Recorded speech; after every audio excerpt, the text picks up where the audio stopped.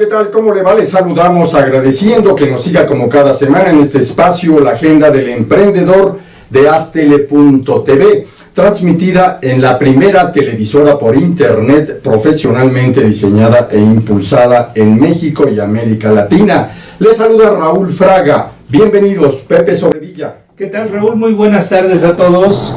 Y buenas tardes, por supuesto. Hoy tenemos un programa sumamente interesante de un tema con ángulos que no se suelen difundir en los diversos medios de comunicación de América Latina y de la era global del periodismo digital.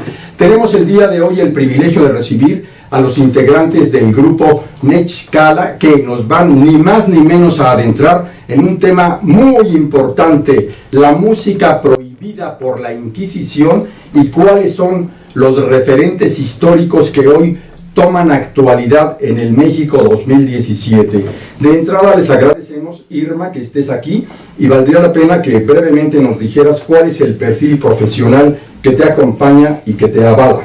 Pues primero que nada, muchas gracias por la invitación. Justo en este momento que estamos promocionando la publicación digital de este disco, La música prohibida por la Inquisición. Yo soy Irma Zamudio, yo soy integrante del grupo desde 1992. En el grupo yo soy la encargada de todo lo que es la melodía y también ayudo en el trabajo de investigación. Yo estudié en la Casa de la Música Mexicana, de ahí me voy a la Nacional de Música, estudié algunos años, participé en una orquesta tocando mandolina, en una orquesta típica, he estado en algunos coros, he dado clases de música, he dado talleres, en eso es en lo que he andado. Interesantísimo, señora. Daniel, ¿cuál es la trayectoria que te acompaña? Pues yo he estado en el grupo también, igual con Irma, desde siempre, que estamos desde el 92, nos conocimos en la Casa de la Música Mexicana precisamente. Son los fundadores. Exacto, sí, yo estaba desde siempre, yo comencé la investigación del disco y junto con Irma ya nos adentramos en todo esto, el grupo. La trayectoria del grupo es así, nos aventamos a hacer investigaciones, musicalizamos en muchas ocasiones. Y hacemos la música y siempre es con el perfil de música mexicana. Yo también, mi formación ha sido igual, estudiamos en la Casa de la Música Mexicana, después me fui a la Nacional de Música y ahí seguimos, estamos ahí. Maravilloso difundir, avalar y ni más ni menos que impulsar a la música mexicana. Y en tu caso, Alonso, por favor. Sí, bueno, muchas gracias por la invitación. En mi caso, yo cursé estudios en etnomusicología en la Escuela Nacional de Música, que hoy es la Facultad de Música de la UNAM. También posteriormente hice la carrera de Filosofía en la Facultad de Filosofía y Letras, y curiosamente pues yo conocí a los muchachos desde prácticamente los inicios del grupo, estamos hablando de los años 90, y tiene muy poco que yo me integré al grupo, aproximadamente un año. Jamás me imaginé terminar tocando con ellos, pero bueno, pues aquí sí, nosotros tampoco. Está la carencia de músicos nos ha llevado a esto. La reflexión filosófica te llevó ni más ni menos que a buscarlos y a encontrarlos, quieres aceptarlo. Sí, pero que es curioso, cuando nosotros conocemos de hace 20 años, pero nunca habíamos tocado juntos. Aunque él es también músico, tiene formación de esto mismo, pero nunca habíamos... Bien dicen que Dios los hace. Pues resulta que quienes los han escuchado saben la calidad musical que tiene en sus trabajos, y quisiera que nos platicaran, muchachos, cómo inició esta investigación en el Archivo Novohispano. Sí, mira, fue bien interesante. Como dice Irma, ya en el 90 y tantos estábamos estudiando en la Casa de la Música Mexicana. Lo curioso, mira, ahí están los documentos originales. Sí, por favor. ¡Qué cosa! Es interesantísimo, ¿eh? Mira, el llegar al edicto original, sí, así como lo están viendo, porque ahorita pues ya son digitalizados, ya es el material que pues ya se encuentra en otro formato, en fotocopia. Mira, sí. Ahí está el chuchumbé, escrito de puño y letra del inquisidor. Dinos, por favor, ¿qué es el chuchumbé? Es bien interesante, es la primera pieza y ese es digamos que el hit parade de su momento. Eso. Fue denunciado 11 veces a la Inquisición el chuchumbé. En su primer verso dice: en la esquina está parado un fraile de la Merced, con los hábitos alzados enseñando el chuchumbé. ¡Órale! Ya se imaginarán que es el chuchumbé. Sí. En algunas veces he encontrado que dice que es el ombligo, sí, pero yo tengo mis dudas. Es la tradicional distorsión filosófica y hasta ni filosófica de la cúpula clerical a lo largo de la historia. Así es. Y hay que hacer mención que el chuchumbe es una de las piezas que ha trascendido al tiempo, porque Sí. en Veracruz sigue siendo tradicional el chuchumbe. Se toca ya como un son jarocho, Sí. ya es un género muy tradicional de esta región. Se escriben nuevos versos, muy pícaros también, pero en ese entonces la mayoría de los versos hablan sobre el sistema religioso de la época. Por eso la prohibición.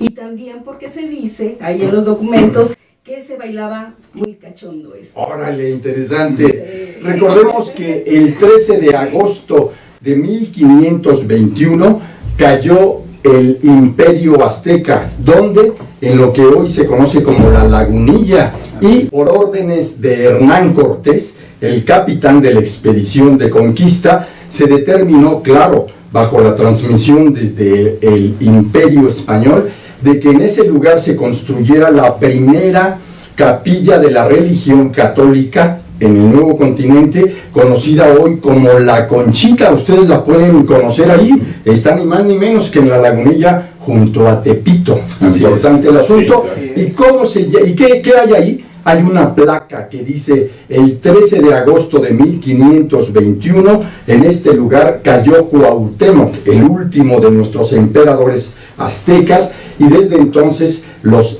indígenas le pusieron por nombre Tequipeucan, que traducido al español significa el lugar donde empezó la esclavitud.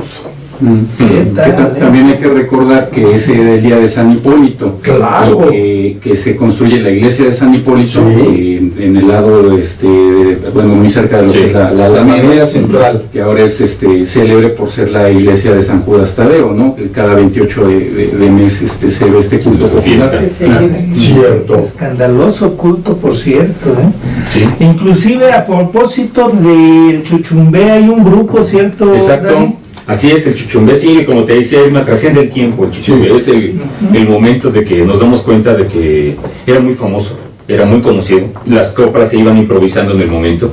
La descripción que menciona Irma también es muy interesante, porque dice, se bailaba a la moda diablesca. Los que bailaban se vestían con trajes rojos, negros, unas cuentas también de los mismos colores, y era hasta dar barriga con barriga y ombligo con ombligo. ¿Qué tal? Entonces imagínate a la gente de la época, estamos hablando de hace 250 años. Se escandalizaban. Ajá, hoy mismo yo creo que todavía se lo pones a bailar a cualquiera, es la lambada que sucedió hace unos cuantos años, ¿no? Exacto. Entonces es una forma escandalosa de bailar. Lo interesante de esta pieza es que se improvisaba en el momento y que en las esquinas de las grandes ciudades se empezaban los bailes populares.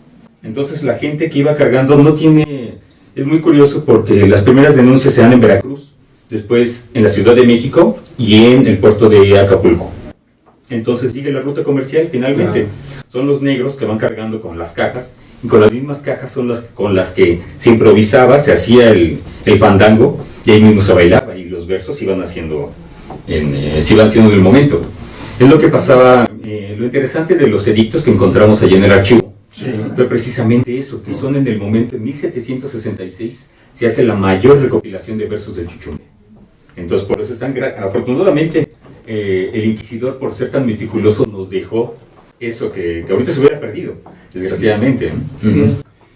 Algo muy Sí, interesante. cómo no, adelante, por favor. Precisamente que el chuchumbe y este fenómeno de la danza psicalíptica y sensual se enmarca dentro de una tradición histórica de mucha continuidad. Claro. El siglo, bueno, la época del barroco, siglos XVII y XVIII, fue una época de mucha festividad, en contraposición con el siglo XVI, guiado por el espíritu de la contrarreforma, muy riguroso. El siglo XVII y XVIII son muy festivos.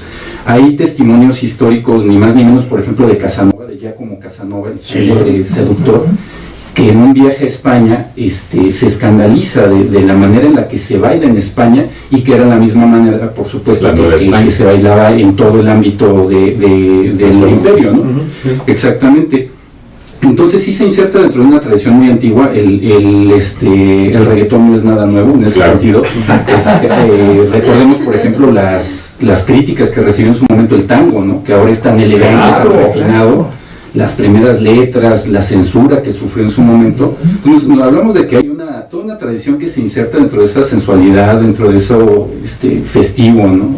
Es muy interesante lo que comentas, Alonso, porque nos remite al 1 de enero de 1879, cuando para festejar la llegada del nuevo año, los esclavos africanos que viven ya en Cuba, en Matanzas concretamente, se dan cita en la plaza pública de Matanzas para reencontrarse con su música, que ellos mismos han construido sus instrumentos con troncos de árbol, en fin, y ahí se da a conocer ni más ni menos el primer danzón de la historia, que se llamó Las Alturas de Simpson, y que viene a representar, su autor Miguel Failde, viene a representar un escándalo cuando la Iglesia Católica de la época lo considera un baile de alto riesgo, que es atentatorio contra las buenas costumbres y que lleva a que los que lo bailan rocen los cuerpos y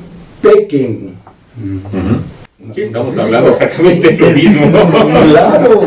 Lo curioso es que yo creo que muchas veces tenemos la idea de que el periodo colonial, creemos que la gente se la pasaba rezando ahí en las iglesias, que era oscuro, que era nada más aquí, y se acabó. Y sí tenía que haber sido una parte así, pero hay otra que es la del día al día, el común, que era que bailaba todo esto, que hacía fandangos, que vivía una vida mucho más relajada, ¿no? Sí, no, y es justamente ese el punto en el que llegamos, en este caso Daniel, el hecho de estar estudiando nosotros música mexicana en ese momento, pues vemos que hay un hueco ahí. O sea, en este periodo existen mucho los archivos de catedral, de música eclesiástica, también lo que se le llamaba la música profana, que son los valses, motetes y todos estos géneros, pero nosotros nos preguntábamos, ¿qué hacía la gente? O sea, la gente de calle, de verdad, ellos qué hacían, qué cantaban, qué bailaban, y justamente esto es lo que la gente cantaba y bailaba en las calles. El antecedente, pues bueno, lo encontramos en una prohibición, en este caso, que bueno, los inquisidores al querer prohibir, pues lo que hicieron fue justamente todo lo contrario, afortunadamente. Hay una cosa, tengo entendido que los documentos que ustedes encontraron en el Archivo General de la Nación no traían música. Exacto. ¿Cuál criterio aplicaron ustedes para musicalizar? Mire, nosotros primeramente pues estudiábamos música mexicana en ese momento. Sí. Cuando nos encontramos con todo este bagaje que es increíble, dijimos, esto se tiene que conocer. ¿Por qué no lo conocemos solamente el investigador? El que está metido en el archivo es el que se lo sabe de pe a pa. Dijimos, bueno, ¿qué hacemos? Hacemos música original, porque realmente al inquisidor le importaba las letras, le importaba salvar las almas, pero la música jamás les importó, no hay una sola partitura. Y quien diga, es que el chuchumbera así, te están diciendo mentiras, porque no es cierto. Yo creo que es el teléfono descompuesto, que después de 200 años no tiene nada que ver, ¿no? Pero entonces dijimos, vamos a hacer música original basándonos en géneros populares de la música mexicana. Y así nosotros matamos dos pájaros de un tiro. Siempre hacemos la aclaración. El título, aunque diga la música prohibida por la Inquisición, no es literalmente la música es de nosotros. Es muy de hoy. Y tampoco no inventamos el hilo negro. Hacemos música mexicana tal cual, muy sencilla. También tenía que ser muy sencilla por lo mismo. Estamos hablando de lo popular. No podemos hacer gran esfuerzo. Nos encontramos cosas tan interesantes que no solamente eran los bailes populares, sino también hay denuncias de frailes que le escriben versos a monjas o a la gente que se va a confesar, que esto es el delito de solicitante del confesionario. Claro, es casi decirles más allá de mamacita. Exacto. Ándale, más allá. Y los edictos son interesantísimos, porque como ellos tenían, para que el confesor le diera la absolución, tenían que dar completamente todo lo que les decía el padre y todo lo que hacían con el fraile. Entonces hay unos relatos eróticos que ahorita cualquiera se espanta, todavía lo ves y sí se queda uno picado de todo lo que existe. Pero lo interesante es que piezas que fueron poemas las musicalizamos y las damos a conocer en este sentido, que también tienen por qué. Si uno los escucha fuera de contexto, hay unas piezas que son de amor, y dices, no tiene nada que ver. Este libro, y en la denuncia, en las fojas, tú encuentras el papelito así dobladito, pequeñito, pegado ahí, que es de puño y letra del fraile, que escribió estos versos a una monja y se los pasaba con el criado común. Entonces el criado se los escondía entre los dedos y cuando le llevaba la comida a la monja, entonces le daba los versitos. ¿Qué tal? La monja al confesarse tiene un nuevo confesor y le dice esto, pues el confesor le dice que no le da la absolución hasta que ella entregue todo esto y denuncia a este fraile que le ha solicitado amores durante mucho tiempo. Aquí creo que es importante señalar dos cosas. La primera es lo que comentábamos, ¿no? Que tendemos, como bien decía Daniel, tendemos a pensar que el pasado fue riguroso, cerrado, monástico, ascético, ¿no? Represivo, y no es así, ¿no? Ha habido moralmente esto como péndulos, ¿no? En que de repente se oscila hacia un rigorismo y luego hay una reacción en sentido contrario. Nosotros particularmente, que somos herederos de la modernidad del siglo XIX, tendemos a pensar mucho en términos de la moral decimonónica, que es burguesa, represiva, cuadrada, y el barroco era una época muy festiva, o sea, era una época tan festiva que incluso se bailaba dentro de las naves de las iglesias. La misma nave de la iglesia donde durante el día se ejercían los oficios, las misas, en la tarde se hacía el salón de baile. Es algo que ahora nos resultaría muy chocante de ver, ¿no? Claro. Y entonces hay una cuestión muy interesante, que es la segunda, que hay una especie de oposición muy fuerte entre una gran sensualidad, entre esta cuestión muy psicalíptica, gozosa, como la lambada de su momento, claro. Sí. Y también por el contrario, pues esta cuestión de la aspiración. Daniel y yo tenemos un diferendo muy a propósito de esta pieza que menciona Irma, la de Señoras y el alma os di, porque en mi opinión, digo, viéndolo desde una perspectiva filosófica, denota mucho una orientación platónica. Hasta ahí, porque viene el corte, para que nos sigan con el suspenso del caso. Después de la pausa vamos a continuar en qué termina este punto, pero además, ¿por qué la importancia de la música prohibida por la Inquisición? Sigan con nosotros.